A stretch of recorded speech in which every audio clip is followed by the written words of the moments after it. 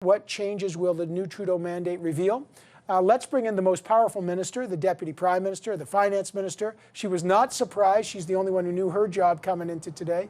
Chrystia Freeland, I haven't had you on the program since the election, so congratulations, Minister, on your election.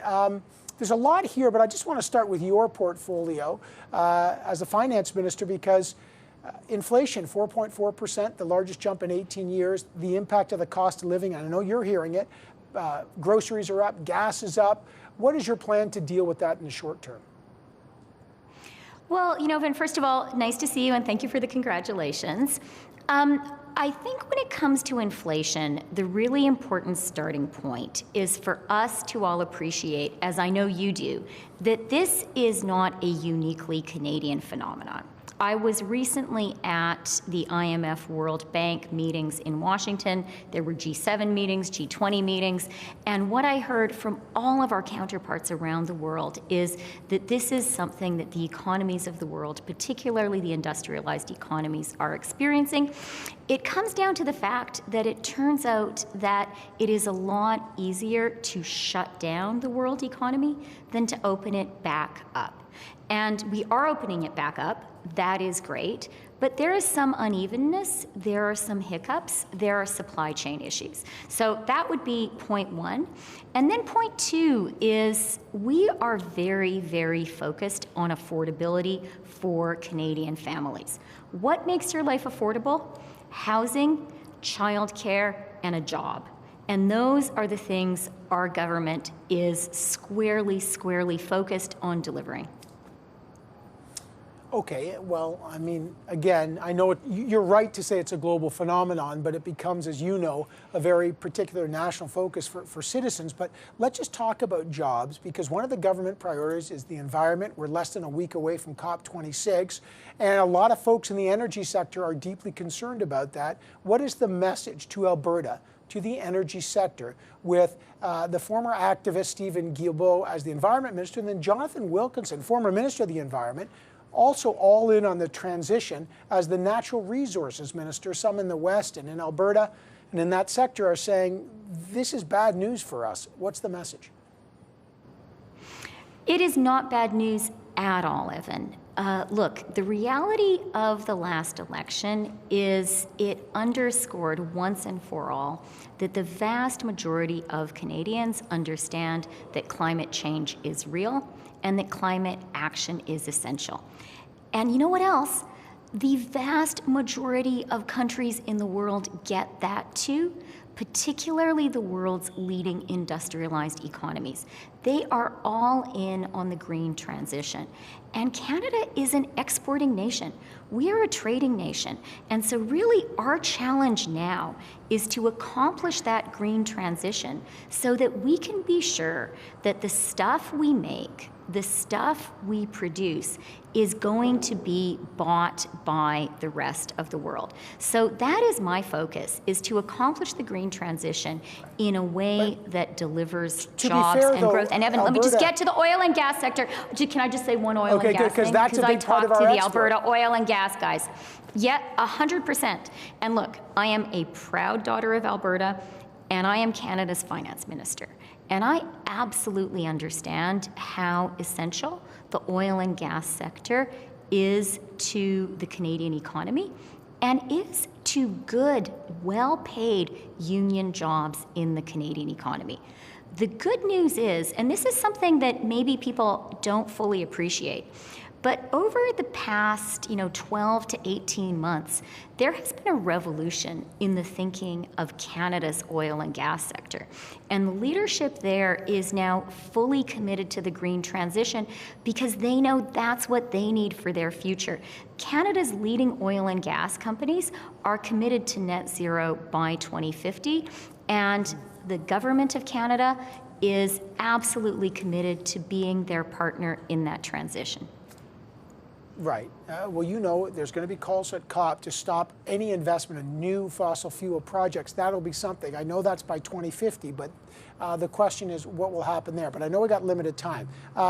When are you going to sign the childcare deals with the province of Ontario? Again, a huge economic issue. Ontario seems to be a struggle there. Any date on when that gets done? I think those are questions you should be asking the people in Queen's Park. And I think you should ask people in Edmonton and people in New Brunswick. But let me tell you, we are extremely committed to getting deals done with Alberta, with Ontario, with New Brunswick, Nunavut, and the Northwest Territories. I had a great chat with Corinna Gould today. Canadians, this election, one of the ballot issues in this election was early learning and childcare. There was a clear contrast between our position and the position of the Conservative Party, and Canadians voted for early learning and childcare. So we are extremely keen to get those deals done, and I know Canadian families are too, not least because of the affordability issue with which you began this conversation. Yeah, well, exactly. Ontario keeps saying they're not getting enough money and they can't afford it, so there's negotiation going on there. Can you give us Melanie Joly, elevated to the Foreign Affairs Minister? It's the 5th Foreign Affairs Minister in 6 years. Obviously, you know it because that was your former role. First of all, why so many transitions, and what happened to Marc Garneau, a widely respected minister? He just gets elected a month ago, and now he's out of cabinet. Why is he out? Well, let me start my answer, Evan, where you started your question, which is to say to Mélanie Joly, félicitations, madame. Mélanie has shown that she is a woman who gets things done. She has shown that she is a fantastic communicator. She has shown that she is a great diplomat.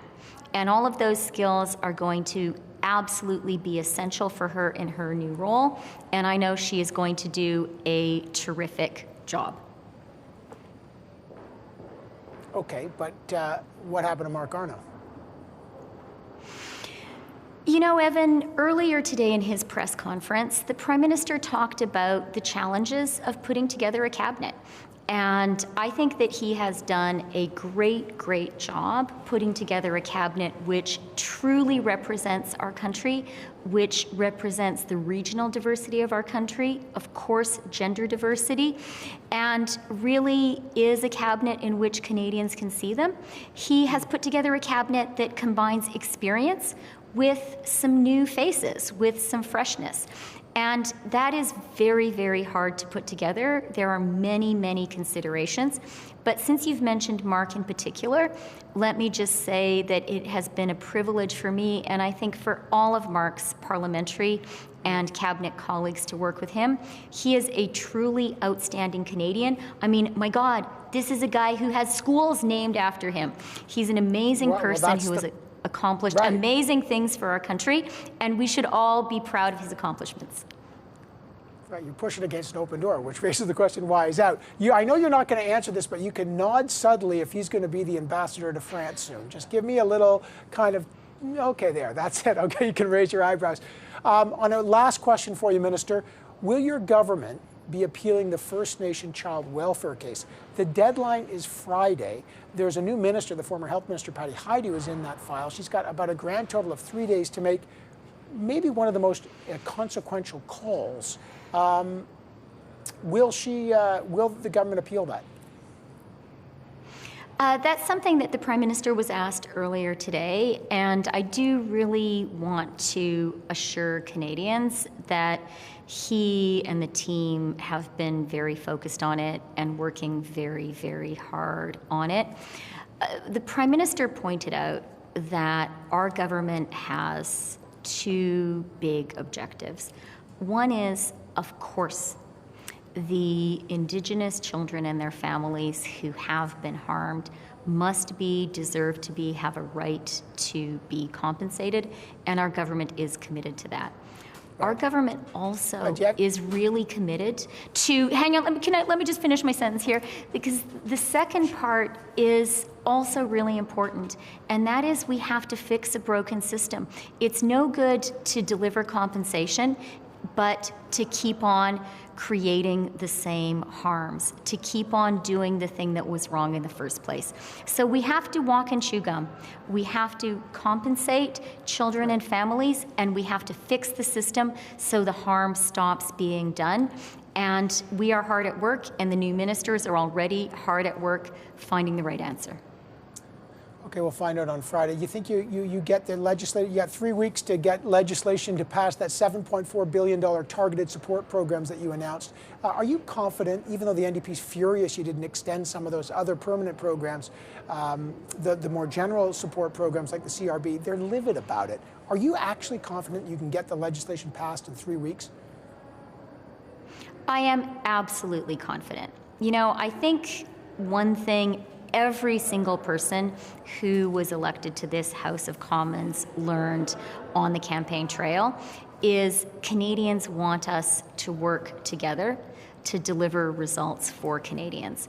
And I really believe that Canadians want us to finish the fight against COVID, to provide the necessary support, and also to pivot to the post-COVID jobs and growth economy. The plan that we've outlined is a real common sense approach to do exactly that. I think Canadians understand that, and I think they're going to count on all of us in the House to work collaboratively together to get that done. Minister and Deputy Prime Minister Chrystia Freeland, great to have you on the program on a very busy day. You were probably the least nervous person there because you know your job out weeks ago, but always a pleasure to have you on the program. Thank you. It was great to be with you, Evan. The only thing I was nervous about was, were my kids going to finish reading their books and doing their homework and get really bored? Minister, you know as well as I, you have no control over those things. As much of a type A personality you have, you can't control the kids. But nice try. Good to have you. Okay, take care.